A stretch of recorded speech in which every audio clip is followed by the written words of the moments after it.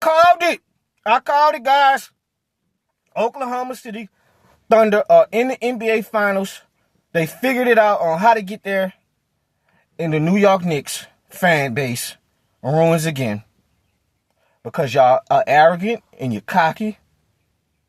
Y'all are rude fans. I just saw the New York Knicks fans get into it with Draymond Green. Then on top of that, y'all got into it with your former player, your hometown hero, Obi Toppin. Obi Toppin said, say, brother, y'all could meet me in the hotel room after this. Come meet me in the hotel, you heard me? They got real quiet. But this video is not about the Knicks. This video is about these two teams that's going to be meeting in the NBA Finals. I would like to congratulate the Oklahoma City Thunder to making the NBA Finals. This is the first year since 2011-2012 season with the OKC Thunder Big Three, Russell Westbrook, KD, James Harden. Congratulations to the Thunder on making the NBA Finals. Congratulations to the Indiana Pacers to making the Finals since the 99-2000 season. Reggie Miller played against Shaquille O'Neal and Kobe Bryant. Shaq and Kobe won their first ring against the Pacers, but congratulations to the Indiana Pacers. And this is going to be a fun finals. Do I see much of a matchup? I see it in some games. I could see it.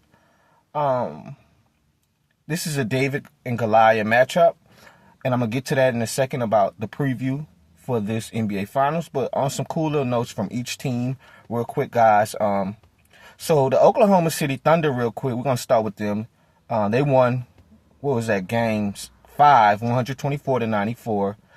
And they become the second youngest team with an average age of 25.6 to make the NBA Finals. And that's trailing the 1977 Trailblazers to make the Finals. They had a 65-32 halftime lead. By that time, they had 14 turnovers. The Timberwolves had 14 turnovers, then made field goals at 12. This defense is elite. They're swarming, guys. They're swarming. They made it tough for Ant Edwards the whole series. He looked lost, and he got to go back to the drawing board. And I know when you're getting double team, you're getting triple team, and they putting Caruso, they putting Lou Dort, it's going to be long nights. And when your role players are not hitting outside shots, hitting open shots, it can be tough.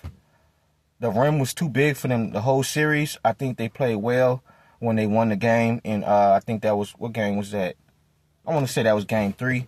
But they had an opportunity to tie it 2-2, where Nickeil Alexander-Walker and Dante DiVincenzo had a game for the ages for them. The cousin looked unstoppable. Alexander-Walker, he looked unstoppable that game. And they just couldn't close it out to tie the series. Maybe if Edwards would have took more shots and been more efficient, who knows? If you add 15 more points to the stat sheet, Edwards, you made it tied at 2-2. But to me, it would have never made a difference, guys. They was a dead man walking eventually. SGA finished with 34 points and 8 assists. He quoted during his Eastern Conference final speech. He won that trophy for that. I'm sorry, Western Conference MVP. He said, I wanted the fans to be able to enjoy this moment with us. I want them to be able to see it in their own eyes, this moment.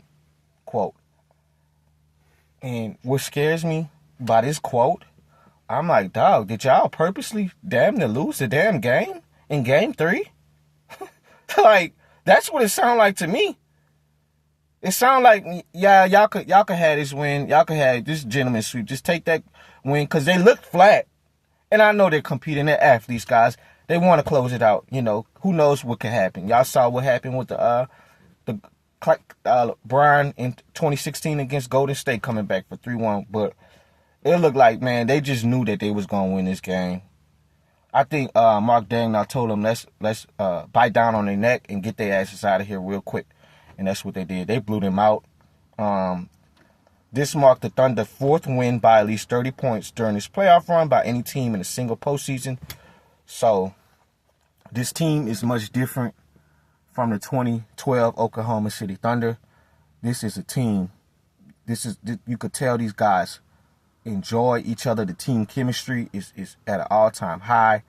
Everybody know their roles.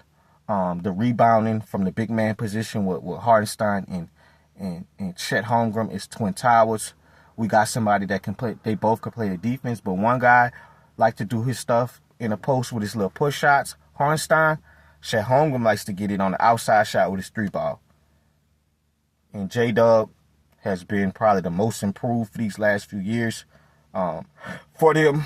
And SGA is coming into superstardom at the MVP spot.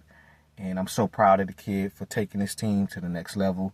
And I want to, on a side note, before I get to the Pacers, Alex Caruso has been one of the most important free agent / trade signings this year. Championship pedigree. If they had an award for X Factor award, Caruso. Because I thought his 3-ball was going to struggle this whole postseason. He's picked it up. I don't think they win that series against the Nuggets, guys, if Caruso wasn't on this team. And this is why you make the move for Josh Giddey for Caruso.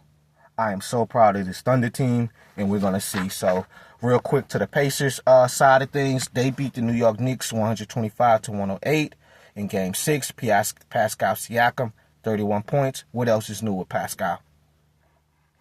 What else is new? Championship pedigree. Championship pedigree when he was with Toronto. You see how he raised his game, guys? Pascal has been elite this whole postseason. I know Haliburton was kind of like confused because he probably thought he was going to win the Eastern Conference MVP. Pascal. I love his inside game, post, soft touch around the rim. He runs in transition very well. And has a nice 3-ball. He's fit perfectly with Miles Turner. And Rick Carlisle, guys, if they can win the championship, this is going to be another amazing run that's going to solidify him as a Hall of Fame coach, because nobody expected the 2011 Dallas Mavericks to win with Dirk that year, but they won. Everybody on this team can go score the basketball for the most part, especially the starting 5. Pascal, Miles Turner, Nembhard, Naismith, Hallie. For the regular season, they have been 29-12 at home this season. We know how dominant they've been at home in the postseason. The chemistry is high with this team. I'm very impressed with Neymar, with his defense and his 3-ball. He has an ugly jump shot, but it goes in just like Hallie. If y'all notice something, the Pacers have really unorthodox players. T.J. McConnell, Obi Toppin, Tyrese, Hallie, Neymar. You know, I'm very impressed with Naismith on the defensive end. He just needs to stay out of foul trouble. And, you know, it's going to be tough playing against the second best player in the world right now. It's going to be tough. It's going to be tough. It's not going to be easy. Obviously, we know Brunson is elite, but, you know, Brunson it's a whole different stratosphere to Brunson to SGA. And this is a time where people are going to have to raise their game.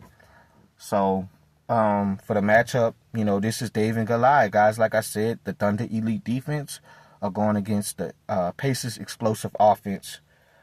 And,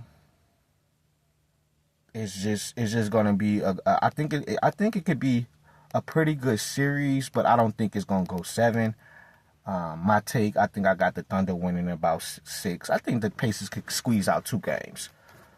But you know, like I said, I feel like if the Thunder, if you could get past the Denver Nuggets, you could get past anybody, because that's tough, guys. You got to double team the best player in the world at the time with Jokic, and, you know, the way Jamal Murray had some games, you know, Christian Brown was hitting it. You could get past them. You could get past anybody. Because now it's all one-on-one matchups on the defense. So if Hallie think he going to be rim running all night, that's not going to happen. We're going to bring side defenders.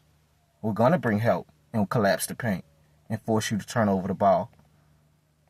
But on the offensive end, what the Pacers are doing, man, they're playing at an elite level. The Pacers have outscored their playoff opponents by 8.5 per game in transition. So that means in fast break, they're getting the most points in this postseason. And guess who's the second best? Oklahoma City Thunder at 8.1, guys.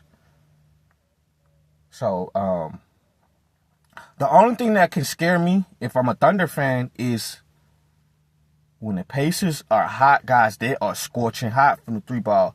It's like they be having the sliders up. They don't be. That's what made it hard for the Knicks, because I knew the Knicks, they can't keep up. When the Pacers got that thing thanging, it's very hard for them to keep up. Very hard. And that's for anybody when the Pacers got it going. And they know how to get good switches, and they know how to get guys open. And I'm very impressed with Hallie this year taking the next step. I know he was kind of, the fans and media was kind of on him early in the year. He got off to extreme slow start. He kind of took a step back this regular season, but in the playoffs, he picked up where he left off last year in the playoffs, and I'm proud of the kid. And this is going to be a pretty good matchup. And as far as I'm concerned, if y'all guys are complaining that it's the Knicks, it's no Knicks, it's no Lakers, you're not a basketball savant. People that love basketball, people that love football, we don't give a damn if it's the Jacksonville Jaguars in the Super Bowl against the Arizona Cardinals. If you're a basketball savant, we don't care if it's Oklahoma City Thunder and the Indiana Pacers, just because the team's in small market. This is another year of basketball in championship basketball, and I'm here to watch it. I don't give a damn about the New York Knicks. I don't give a damn about the Los Angeles Lakers. So if you don't watch it and views go down, that's, oh well. I'm going to enjoy it, and we're going to see. So it's set match, guys. So Oklahoma City Thunder, the number 1 seed in the West, Shai Gilgeous-Alexander versus Indiana Pacers, number 4 in the East, Tyrese Haliburton. So we'll see what happens, guys. I'm out.